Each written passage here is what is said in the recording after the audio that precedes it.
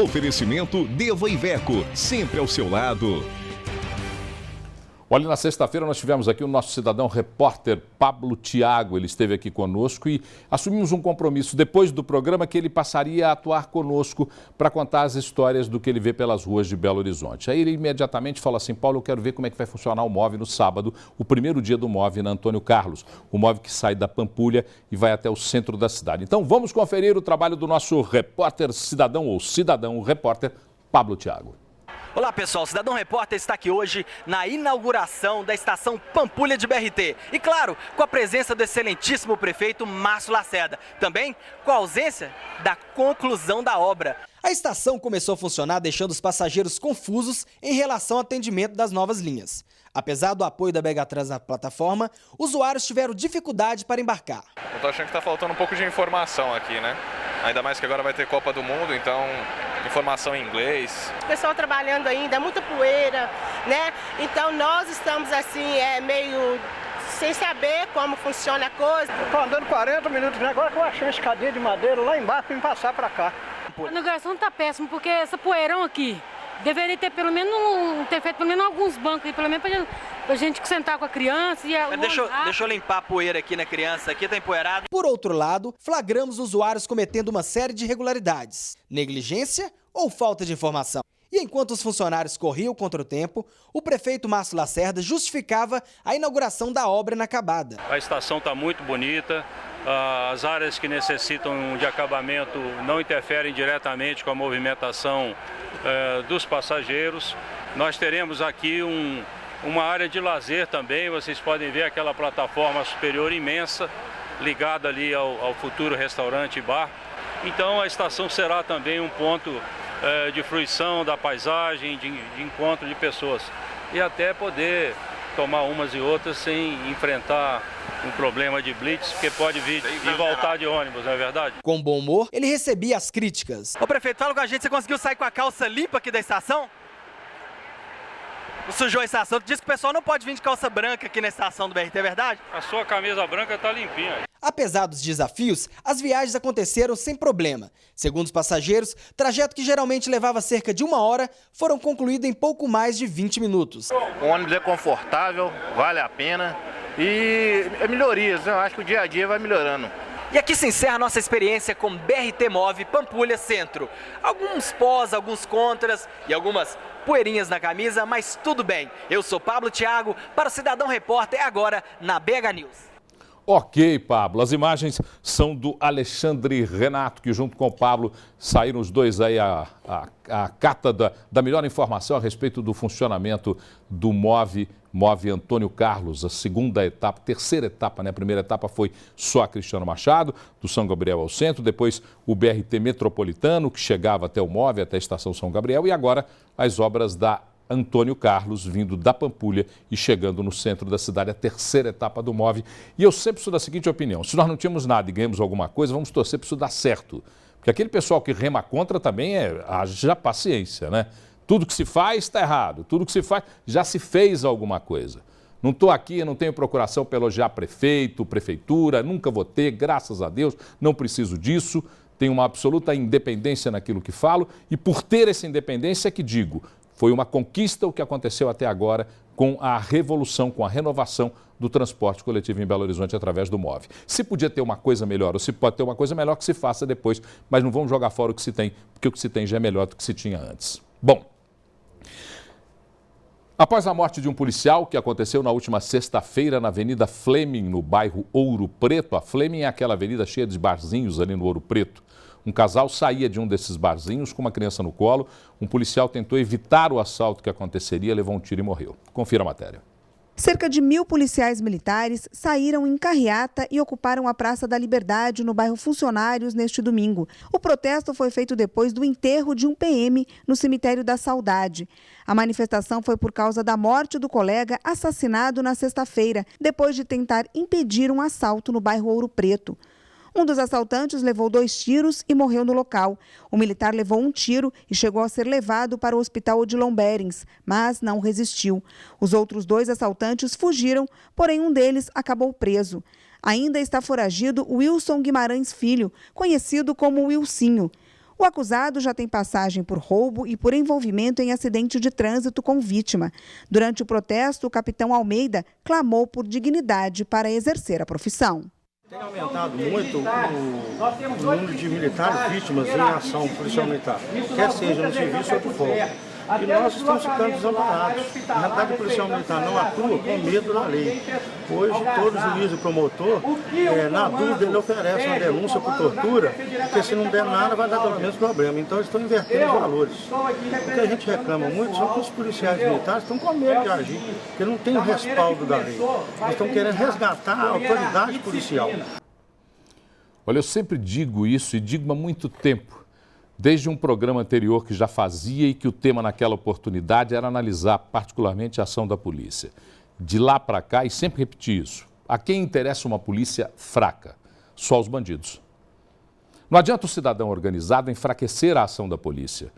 Essa é uma ação que só fortalece o crime, só fortalece quem está do outro lado, do lado da segurança, quem está do lado inverso àquilo que nós queremos, que é a tranquilidade, paz, vida serena para todos os cidadãos que moram nas nossas cidades, nos nossos estados e aqui no nosso país. Mas quem está conosco aqui é o advogado Tiago Lenoir, nosso convidado de toda semana. Doutor Tiago, muito obrigado por sua presença aqui. Uma boa noite. Obrigado por ter atendido mais uma vez nosso convite.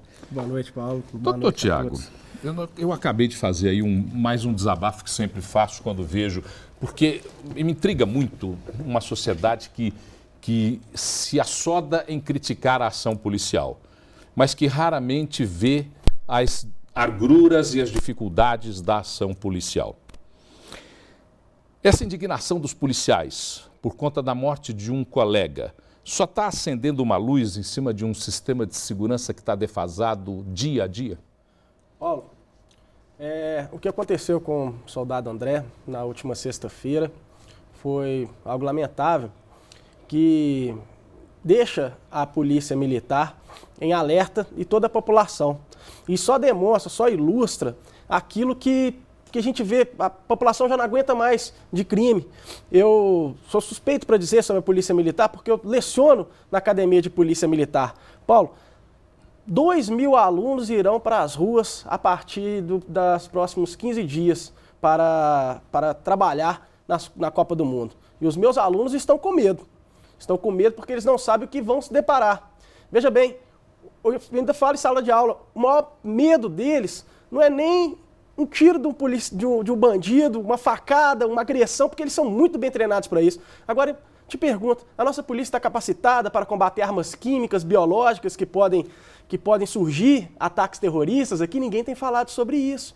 Mas esse policial, ele agiu conforme aquilo que está preceito no artigo 301 do Código de Processo Penal, que ele é obrigado a agir diante de um flagrante delito. E, infelizmente, pagou com a própria vida a ação dele. Olha, costumeiramente a gente conversa com alguns quadros da Polícia Militar e eu converso com todo mundo, eu converso com todos os lados da sociedade para entender o que está acontecendo. E na minha conversa com alguns quadros da Polícia Militar, eu sempre ouço a expressão "estamos enxugando o gelo". É uma expressão comum nos quadros da Polícia Militar. Isso quer dizer que nós precisamos de reformas urgentes nos nossos códigos de processo? Paulo, é uma pirâmide invertida.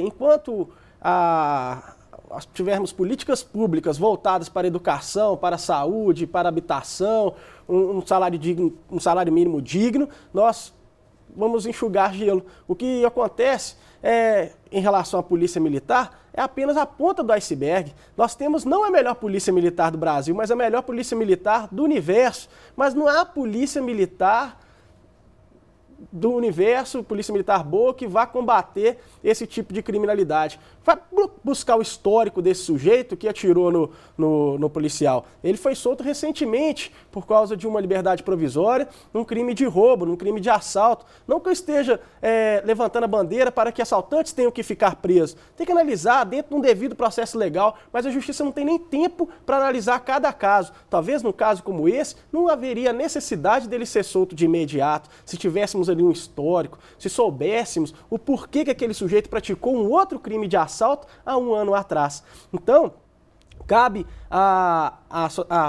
cabe políticas públicas para implementar o trabalho, tirar as crianças das drogas, tirar esse pessoal da marginalidade, dar para eles a possibilidade de praticar um esporte, sair da ociosidade, porque aquele cidadão que não tem, ele vai em busca daquilo e acaba prejudicando terceiros. Olha, um famoso repórter policial fez uma denúncia, essa denúncia apareceu rapidamente, depois ela nem foi repetida, talvez porque a investigação esteja até se aprofundando.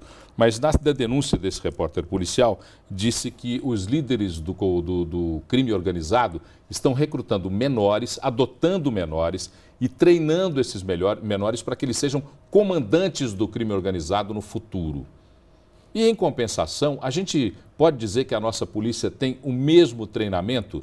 Nós recebemos a mesma atenção para os policiais que está sendo dada pelos líderes do crime organizado para recrutar os seus soldadinhos? A polícia militar dá sim o melhor treinamento para o policial. Tanto é que esse policial, em ato de bravura, ele defendeu uma vítima e conseguiu salvar a vida dessas duas vítimas de assalto. Entretanto, não adianta você armar um exército e enfraquecer o outro exército. O outro exército que está sendo cada vez mais armado, cada vez mais preparado, é o exército da criminalidade. E eles estão se organizando cada vez mais. Os movimentos, a organização criminosa tem se aproximado cada vez mais de Minas Gerais, tem repercutido de forma negativa essa organização criminosa instalada em Minas Gerais e graças a Deus que nós temos uma polícia militar eficiente, uma polícia militar combativa, que não deixa o terror ser implantado aqui. Eu tenho muito medo se de dentro dos presídios haverem manifestações na Copa do Mundo. Bom, rapidamente para a gente encerrar, qual é a responsabilidade do cidadão no fortalecimento da ação institucional das polícias, militar, civil, federal, enfim, do aparato de segurança pública? O cidadão não tem que ter medo da polícia militar. O cidadão não tem que ter medo da Polícia Civil, o cidadão não tem que ter medo da Polícia Federal e muito menos medo do Exército Brasileiro e das demais Forças Armadas. O cidadão tem que compreender que aquelas forças de atuação estão fazendo valer aquilo que está previsto no artigo 144 da Constituição, que é uma obrigação de todos salvaguardar a segurança pública. O cidadão tem que colaborar. Toda vez que se deparar com crime, ligar. O cidadão não é obrigado a prender a pessoa, não tem preparo nenhum. Né? Eu tenho uma arma em casa, eu vou pegar um bandido. Não. O cidadão tem que ligar para a Polícia Militar. Temos aí os meios apropriados, 181 para denúncia anônima. E toda vez que se deparar com uma situação de crime, tem que colaborar também. A polícia, infelizmente, não tem olho em todos os lugares a todo momento. Então, no que o cidadão puder contribuir, vai ser melhor para todos. Perfeito. Muito obrigado, doutor Tiago Lenoir, advogado, criminalista que está aqui conosco mais uma vez. Vem até o Redação BH News. Volte sempre. Eu sei que você está meio gripado hoje. Descanse, tome aquele remedinho caseiro, gostoso, bom, e recupere-se, porque a semana que vem tem mais serviço. Farei isso. Obrigado, doutor Tiago. Abraço, Paulo. Grande abraço. Até mais. Deixa eu só chamar o segundo bloco aqui. Segundo bloco, a gente volta já já com o segundo bloco do Redação BH News aqui na BH News. É já já.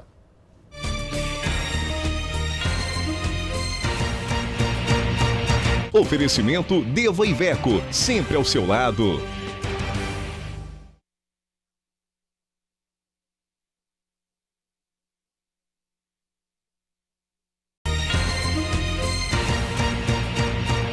Oferecimento Deva Iveco, sempre ao seu lado.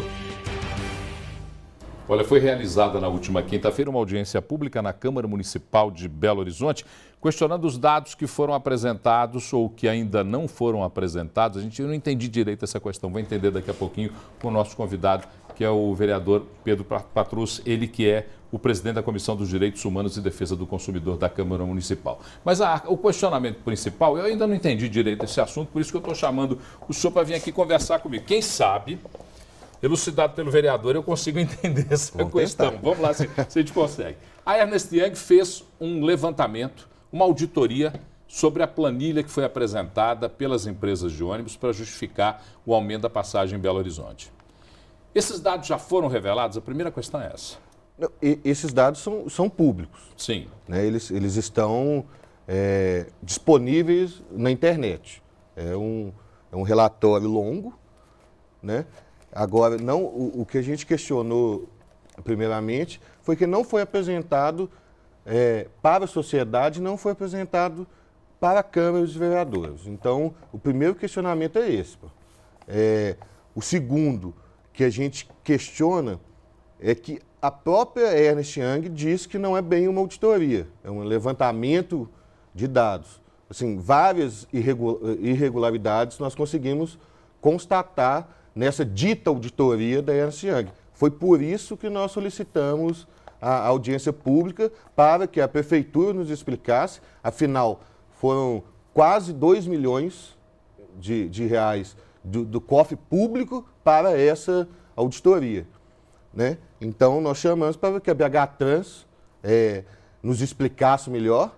A própria Ernst Young não compareceu à audiência pública e também aí a gente queria escutar o representante do SETA, que é o sindicato, né, dos donos das empresas de transporte. Exatamente. E o que esses dados trazem? Esses dados, eles referendam a opinião da Prefeitura, dos técnicos da Prefeitura, de que a passagem deve ser elevada para R$ 2,85 ou não?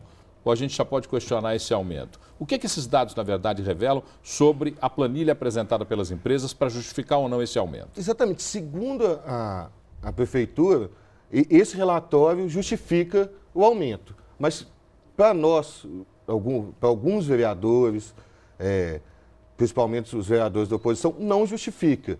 Por quê? Né? Ele não analisou diretamente a contabilidade das empresas. Muitas perguntas na Ernst Young foram respondidas pelo SETA e não pelas empresas. A cotação do pneu, por exemplo, foi feita do preço de mercado. Eles colocam uma tabela de quanto custa um pneu. Então, quando olha, é o preço de mercado atual. Não, a gente sabe que uma empresa de ônibus, se juntar todo mundo, pode sair um pneu bem mais barato. Então, algumas questões especulativas que deixam dúvida se realmente foi necessário o aumento das passagens. Tanto que o Ministério Público antes conseguiu uma liminar que agora que a Justiça autorizou. Então, quase um mês que foi suspenso esse aumento e agora, semana passada, que ele aconteceu. E nós pedimos audiência para tentar entender melhor o que motivou esse aumento, que a gente não concorda. Porque quando, ano passado, no mês de junho, a partir das reivindicações das ruas, né, que todo mundo lembra muito bem, a passagem de ônibus chegou a reduzir, porque ocorreu desonerações do governo federal, da própria prefeitura, a BH Trans abriu mão de receber algumas questões, exatamente para não onerar os mais pobres. E 6 meses depois, a passagem aumenta de novo. E a partir de um dado, de uma dita auditoria que a gente não acredita que seja. Nesses dados que o senhor tem até hoje, qual é a sua opinião? O senhor acha que com 2,65 a passagem, 2,65 para o preço mais de maior definição, de maior consumo da população em Belo Horizonte, 2,65 se tornaria mesmo um preço justo ou pode até se reduzir? Porque tem pessoas, eu já ouvi de técnicos que analisaram os dados da Ernst Young, que esse preço poderia ser até reduzido, menor do que os 2,65. Qual é a sua opinião? Não, eu parto do princípio que mantém pelo menos o 2,65.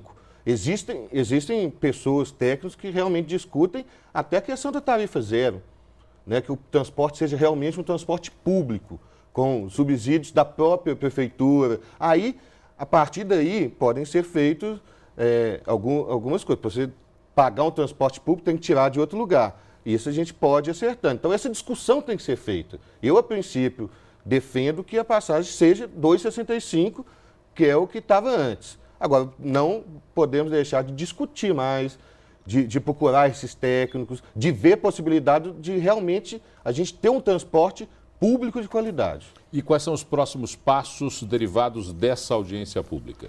Daqui para frente, o que se pretende fazer? Olha, Paulo, assim, nós ficamos, eu pelo menos, fiquei um pouco decepcionado com a audiência, né? Não fiquei satisfeito com as respostas tanto do SETA quanto da BH Trans, né? O presidente da BH Trans não foi na audiência, e aí a gente já tinha pensado nisso antes, nós continuamos recolhendo assinaturas dos colegas vereadores para tentar abrir uma CPI sobre essa questão do aumento das passagens, sobre essa questão desse dinheiro gasto em uma dita auditoria que a gente entende, e pessoas que estudam isso também entendem que não, na realidade não foi uma auditoria, e sim um levantamento de dados. O próximo passo, então, é a tentativa de instalar-se uma CPI para levantar-se esses dados de uma vez por todas e exigir as explicações finais. Exatamente. Nós precisamos de 14 assinaturas, né? Temos 5, mas ainda falta alguns da bancada do Partido dos Trabalhadores, que eu tenho certeza que vão assinar. Chegaremos a 7. E aí, a partir daí, nós já estamos conversando com outras bancadas, com outros vereadores, deixando claro da importância de averiguar, de conseguir entender que a partir daí a gente possa conseguir um transporte público de mais qualidade para Belo Horizonte. Vereador Pedro Patrus, mais uma vez é um enorme prazer poder recebê-lo aqui, venha sempre que puder. É muito interessante que a gente possa aproximar os vereadores da sociedade, do cidadão, daquele que é eleitor, porque dessa forma a gente pode ter uma conversa mais direta e você aí do outro lado pode entender exatamente qual é a função do vereador, o que ele faz, o que ele quer transformar na sociedade. Muito obrigado por sua presença aqui. Estamos à disposição, Paulo. Só chamar que a gente vem. Eu sei disso, muito obrigado. De nada. Bom, dá um pulinho na redação primeiro. Redação direto, Patrícia Contaldi. Cadê você, Patrícia? Joga a Patrícia para mim aí. Joga a Patrícia para mim. Cadê a Patrícia? Patrícia estava lá, foi pega de surpresa. Pegamos a Patrícia. Não estava não? Foi de surpresa não, Patrícia? Eu achei que você olhou para mim assim. Já estou prontinha aqui te esperando. É porque eu achei que você olhou para mim assim e falou, será que o Paulo está me chamando mesmo? É porque eu estou olhando o retorno ali. Ah, você ficou olhando, flertando o retorno para ver se eu estou te chamando? Tá bom. Tudo bem, Patrícia? Tudo bem, e você? Foi bem no final de semana? Graças a Deus, você também, né? Sem nenhuma virose em casa? Não. Ainda bem, porque esse tal de virose, eu vou te contar, é um negócio que pega a gente de surpresa toda hora. Então, não, todo mundo já acabou. Todo mundo já acabou. O ciclo da virose já concluiu.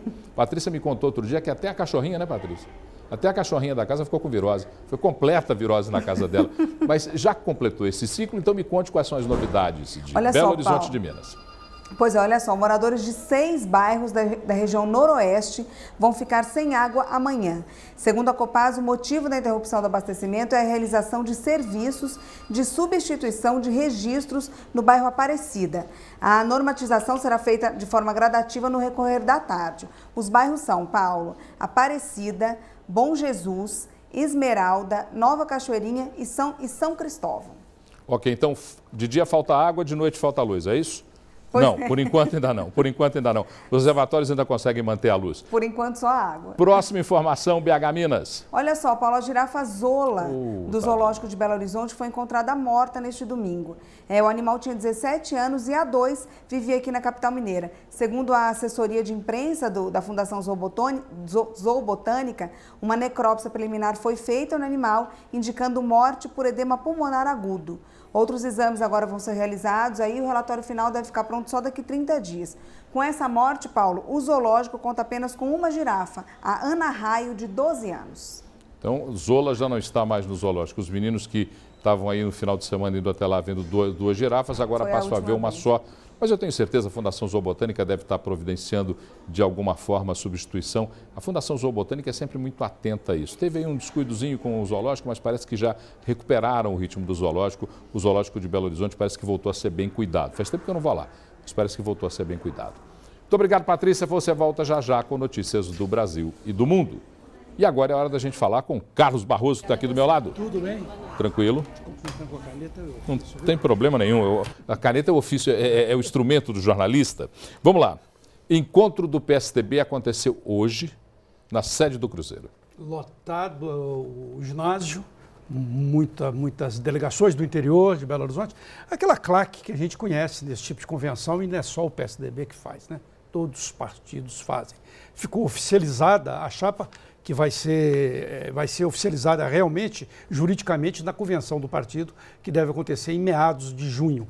Mas Pimenta da Veiga, candidato ao governo, o vice é o presidente da Assembleia Legislativa, Diniz Pinheiro, e para o Senado, Antônia Anastasia. E a gente fez até uma reportagem lá e queremos mostrar. Tem aí a reportagem? Bota a matéria, João.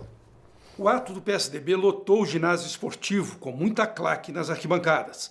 Presença do governador Alberto Pinto Coelho e do senador Aécio Neves, fiadores da chapa majoritária tucana, que é formada pelo candidato ao governo Pimenta da Veiga, pelo vice Diniz Pinheiro e Antônia Anastasia, que disputará o Senado.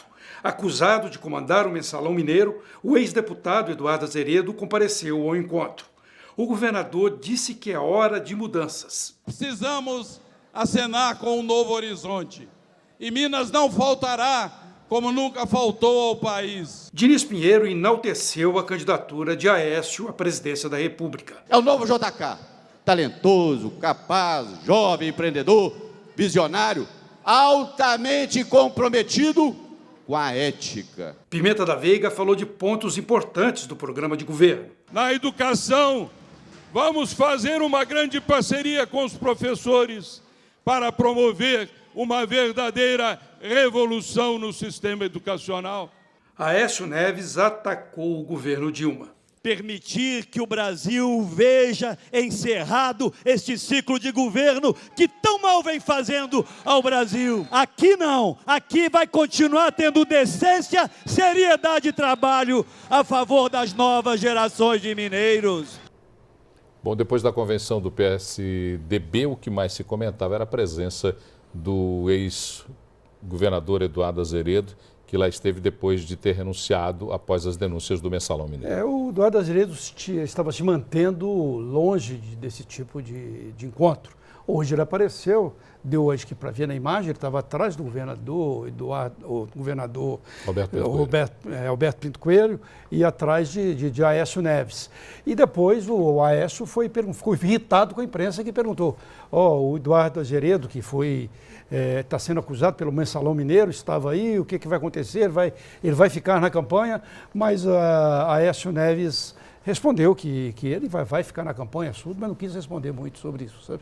E depois o Azeredo disse que tem mais autoridade moral que muita gente para comparecer em eventos desse tipo. Bom, a chapa de Minas foi indicada, completa. Diniz Pinheiro, Antônia Anastasia para o Senado e Pimenta da Veiga para governador, Diniz para vice. E a chapa Aécio Neves para a disputa da presidência da República? Comentou-se alguma coisa lá? O vice dos sonhos para Aécio Neves seria Henrique Meirelles. Ele foi presidente do Banco Central durante o governo Lula, de 2003 a 2011. Seria o vice ideal, né? Trazer alguém que era ligado ao Lula, naquela época que a economia do país estava de vento em popa. Mas o Aécio disse em entrevista que ele não faz acenos para o que ele acha que não vai dar certo, mas ele está esperando uma decisão nacional do PSD, porque o PSD, o que tudo indica, deve apoiar a presidente Dilma.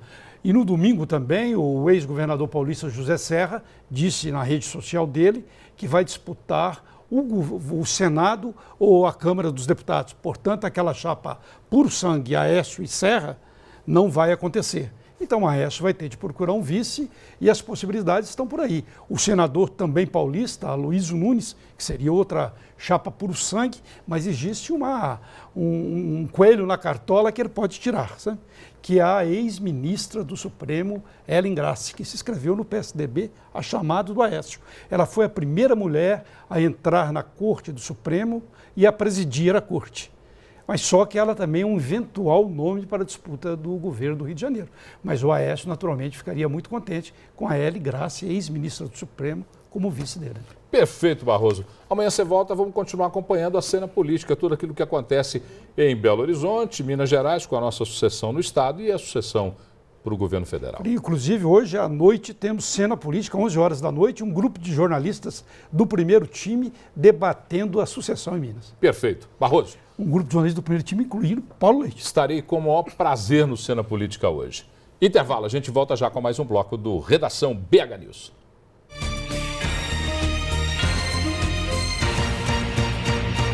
Oferecimento Deva Iveco, sempre ao seu lado.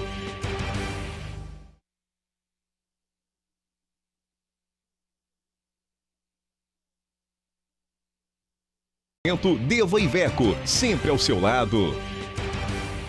Bom, nosso olhar urbano com Nélio Souto hoje vai colocar os olhos em cima de uma mesa de bar. Sabe por quê?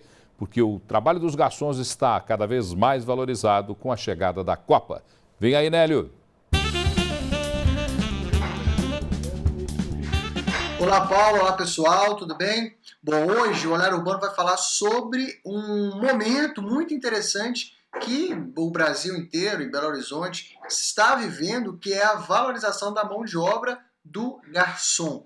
Uma matéria publicada pelo Hoje em Dia mostrou que bons garçons estão escassos hoje no mercado de Belo Horizonte. Uma média, né, de salário hoje que um garçom ganha é R$800. Mas os que estão no mercado hoje em grandes restaurantes da capital ganham em torno de R$3.000. E esses restaurantes, esses estabelecimentos têm feito de tudo para segurar esses bons profissionais, né, que estão raros no mercado. O Senac tem cursos para formar garçons, né, mas muitos restaurantes, muitas empresas estão investindo no próprio treinamento e na própria formação, além de oferecer aí para esses garçons uma série de benefícios como vale transporte, como auxílio farmácia, né? Aquele cartão farmácia que desconta direto no pagamento, é de uma comodidade, ajuda aí no plano de saúde, às vezes paga integralmente até o plano de saúde, enfim. Então, estamos num ótimo momento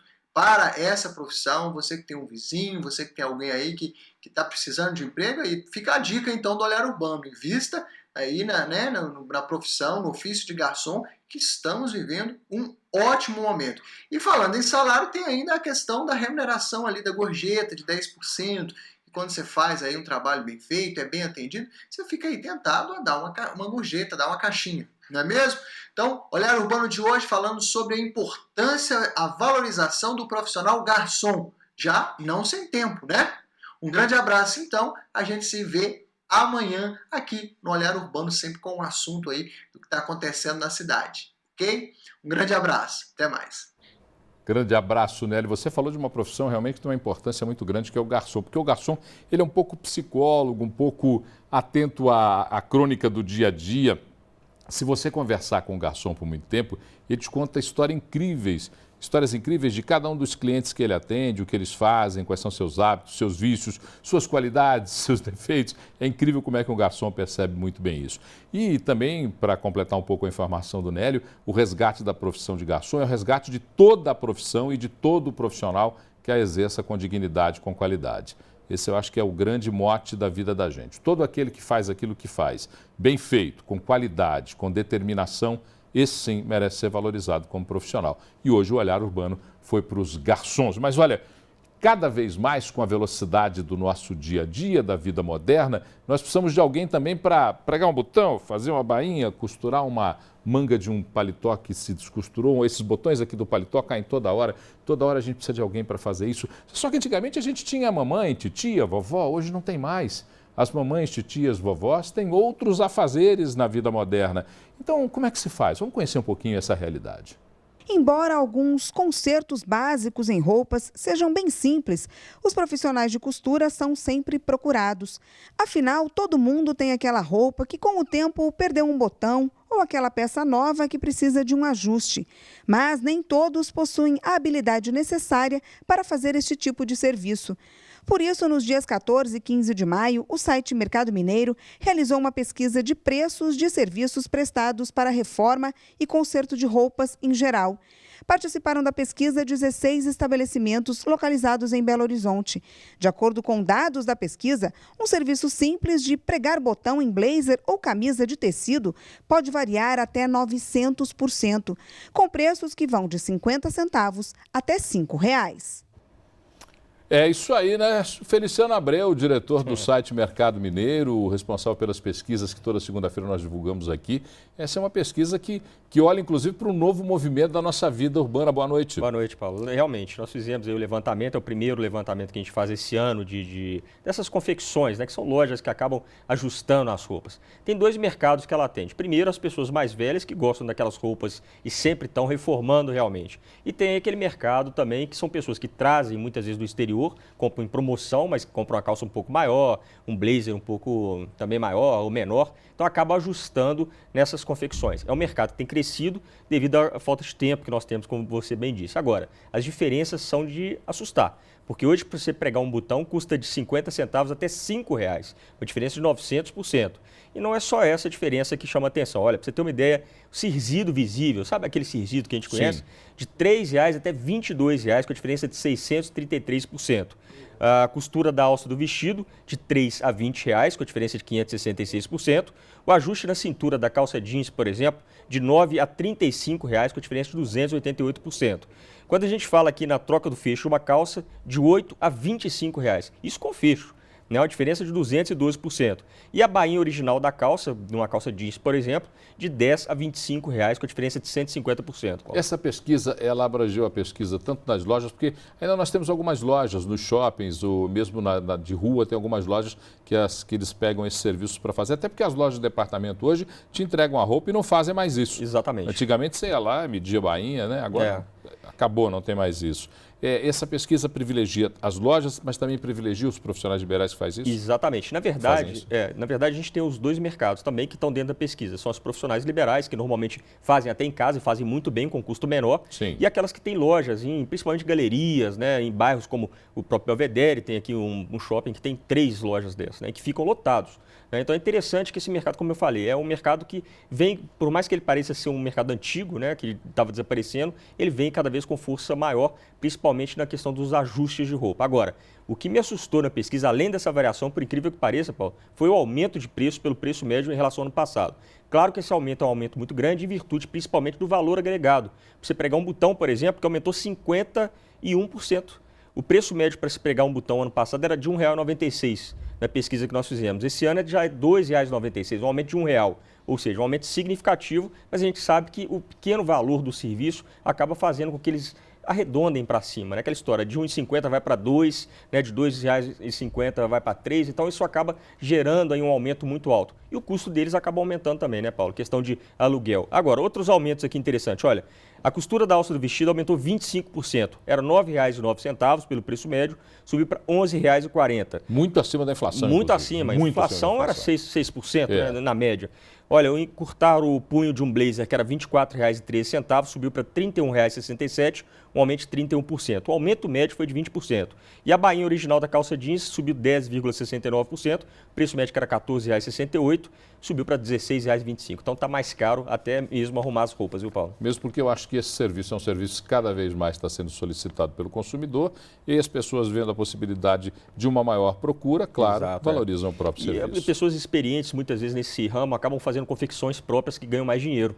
Né? Então, quem presta esse tipo de serviço, normalmente, ela tem que também ter um volume muito alto para sobreviver. Né? Então, a gente tem que pensar do lado dela. E elas não podem desaparecer, senão nós vamos ficar, eu que não sei pregar botão, vou passar apertado. Eu, particularmente, vou sofrer muito se eu tiver que pregar um botão. Pois é. Não vai ter jeito, Feliciano. Tomara que eles continuem existindo. Podem até adequar os preços um pouco melhores, mas... Vamos pesquisando, vamos segurar. Um pouco melhor, Mas, né, tomara que eles continuem existindo. Bastante, né, Paulo? Agora, tem outro detalhe, né? Perguntar também se a empresa é uma empresa séria, que vai pegar uma roupa sua, vai desmontar a roupa e montar novamente, ajustando. Então tem que ser uma costureira de boa qualidade também. Não pode somente olhar o preço, porque a qualidade também é importante para que você não perca a roupa toda, senão o prejuízo é maior. Prazer, muito obrigado, Feliciano Abreu. É um prazer, Paulo. Mais uma vez foi um prazer dividir com você a segunda-feira. Prazer todo meu. Um grande abraço. Dá um pulinho lá na nossa redação, é isso?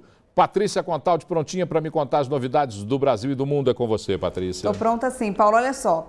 A FIFA identificou 450 casos de pirataria e violação de direitos de uso de marcas exclusivas no Brasil desde 2010, Paulo.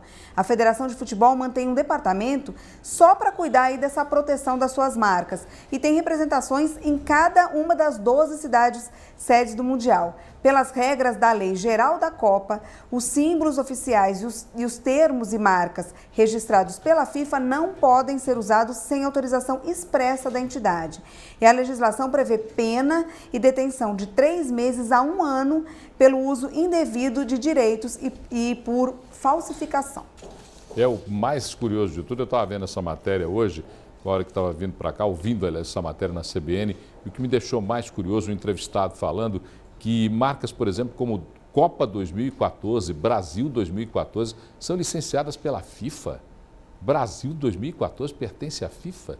Durma-se com um barulho desse. Mais informações, Patrícia? Tem sim, Paulo. Olha só, falando em Copa, né? Apesar dos atrasos nas obras de diversos aeroportos do país, a presidente Dilma disse hoje, em seu programa semanal de rádio, que os terminais estão preparados para oferecer aí um bom atendimento aos passageiros em trânsito durante a Copa do Mundo, que começa daqui a 24 dias, Paulo. Dilma destacou que o mais importante do que atender ao Mundial é observar aí a crescente demanda dos brasileiros pelo transporte aéreo. Respeito muito a presidente Dilma, mas como eu deixei de acreditar em Papai Noel, em Saci Pererê, em cegonha, eu também não acredito nos aeroportos prontos para a Copa do Mundo. Patrícia, já você volta a contar na mídia. Tchau. Intervalo, a gente volta já com o próximo bloco do Redação BH News.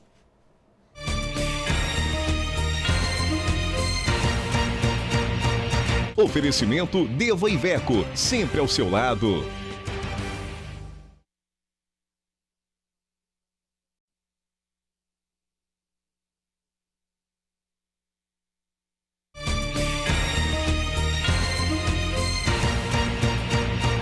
Oferecimento Deva Iveco, sempre ao seu lado. Bom, nós vamos falar agora de aluguéis de imóveis durante o período da Copa. Que cuidados devem ter aqueles que alugam e aqueles que estão procurando, locadores e locatários? Quem está em nossos estúdios é a advogada especializada em direito imobiliário, Gisele Gonçalves. Primeiro, eu gostaria de agradecer a doutora Gisele, que chegou cedo aqui e que esperou até o último bloco. Muito obrigado pela atenção. Mas como nós temos um programa ao vivo e tem uma escala de trabalho, muito obrigado por ter atendido o nosso convite e ter ficado para conversar conosco. O prazer é todo nosso. Doutora Gisele, pois não. Que cuidados deve ter aquele que loca o seu imóvel para um período específico? Por exemplo, um evento como a Copa do Mundo. Tá. Proprietário. Proprietário. Ele deve sempre fazer um contrato escrito. Tá? Temporada é um pouco diferente dos aluguéis residenciais normais. Ele não pode ultrapassar 90 dias. Se ultrapassar esses 90 dias, ele cai na legislação de aluguéis comuns, que são de 30 meses. Tá? Acabou os 90 dias, a primeira coisa que ele tem que fazer é tentar retirar o seu inquilino lá de dentro, para ele não cair na legislação de ter que esperar mais 30 meses. Senão ele tem que esperar os 30 meses do cumprimento da legislação normal. Então esse é um cuidado talvez o maior de todos para se ter. Olha, terminou, você tem os 90 dias, você tem até 30 dias para retirar, para demandar contra aquele inquilino. Você não fazendo isso, você torna o contrato indeterminado, caindo na legislação dos 30 meses. Parece fora de propósito a gente imaginar que alguém venha para cá, mas pode acontecer isso. Vem uma pessoa aqui, vem um estrangeiro para cá, aluga o seu imóvel e quer ficar mais tempo. Gostou do Brasil, arrumou uma namorada ou um namorado e quer ficar aqui. Você tem que estar com isso previsto para poder acioná-lo e não permitir que isso aconteça. Sim, é o que eu estou falando. Para a temporada são os 90 dias. Não pode passar disso. Não pode passar disso. E quem aluga um quarto em casa, por exemplo, tem que ter o mesmo cuidado? Sim. Tá? Tudo por escrito. O proprietário faz toda a vistoria, colocando lençóis. Bom, vamos colocar numa casa, não só um quarto, tá? Lençóis, panelas, utensílios. Tá? Agora, outro cuidado, quem está alocando também, que é o inquilino. Essa aqui é a primeira preocupação. Vem alguém de fora, não conhece o nosso hábito de como locar, de como deixar que a pessoa utilize a casa alugada. Que cuidados esse inquilino tem que ter? Tá. Ele tem que pedir para o proprietário fornecer o maior número de informações sobre aquele imóvel. Fotos, pessoas que já alocaram aquele imóvel, referências. Tá? E se cuidar de que aquilo que ele está vendo é verdadeiro. Entendeu? Porque existem casos que a pessoa, né, anuncia, estou locando apartamento tal. Coloca fotos falsas. Quando você chega no local, não existe aquilo. E aí, o que você faz? É uma grande decepção. É uma grande decepção. Agora nós estamos falando só na possibilidade dos estrangeiros, mas nós temos que pensar também que muitos brasileiros irão alugar apartamentos ou quartos para poder assistir 1 ou 2 jogos da Copa em Belo Horizonte. E no caso dos estrangeiros, essas transações sendo feitas em outra moeda, que cuidado deve se tomar aquele que faz, por exemplo, a transação em peso, dólar, euro? Que cuidado tem que ter? Tá. Os nossos contratos, tá, nacionais, né, tem que estar prevista a nossa moeda, que é o real. Então, o melhor jeito é converter o dólar em real, porque o nosso contrato só tem validade na nossa moeda nacional.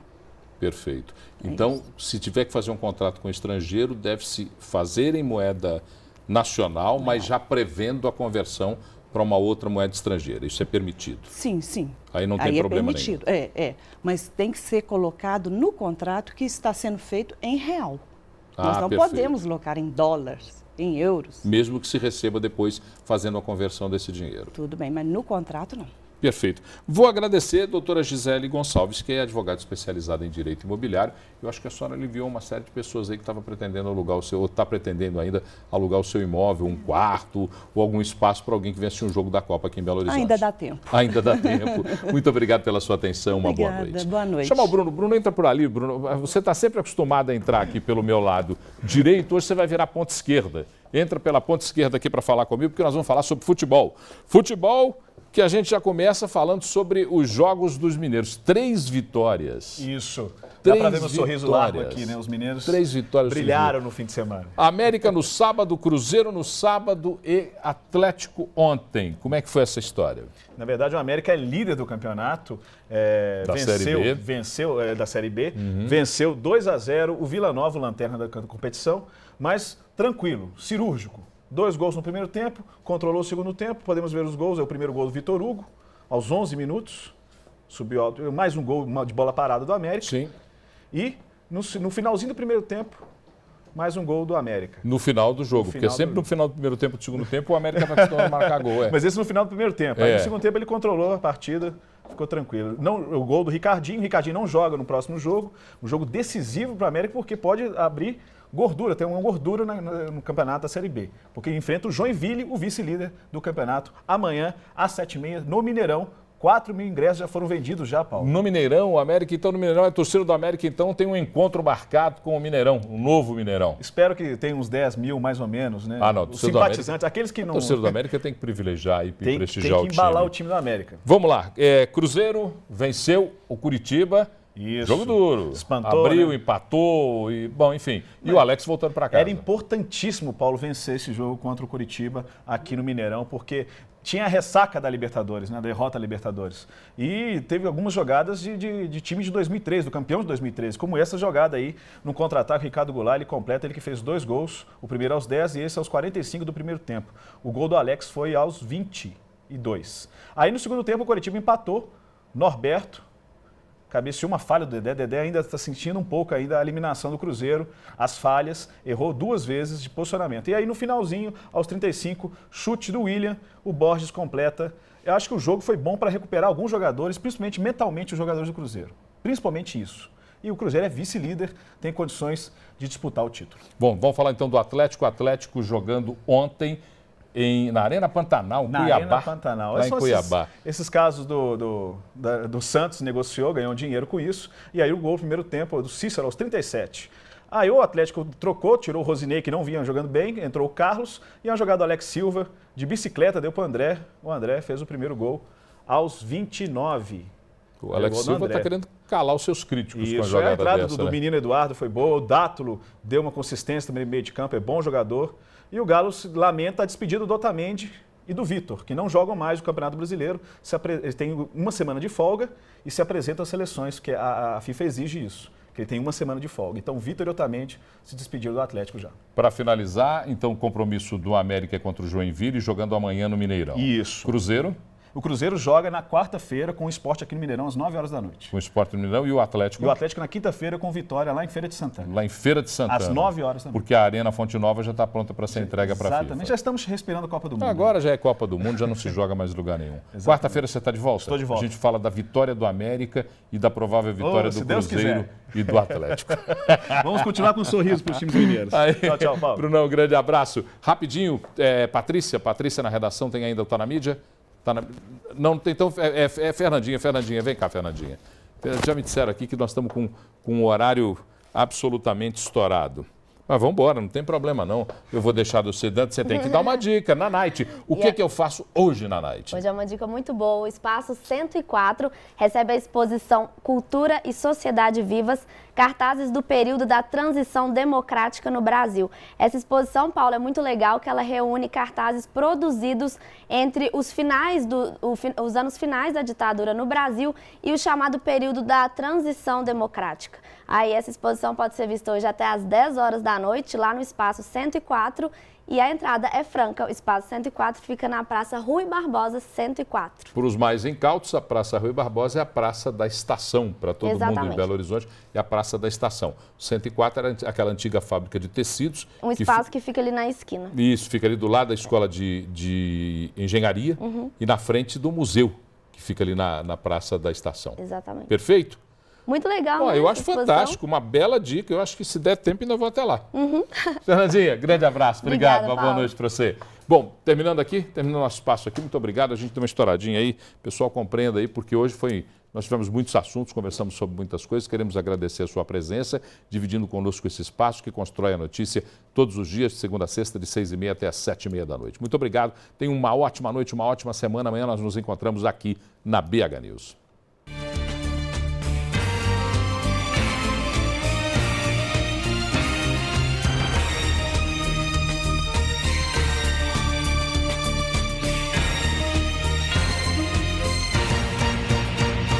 Oferecimento Deva Iveco, sempre ao seu lado.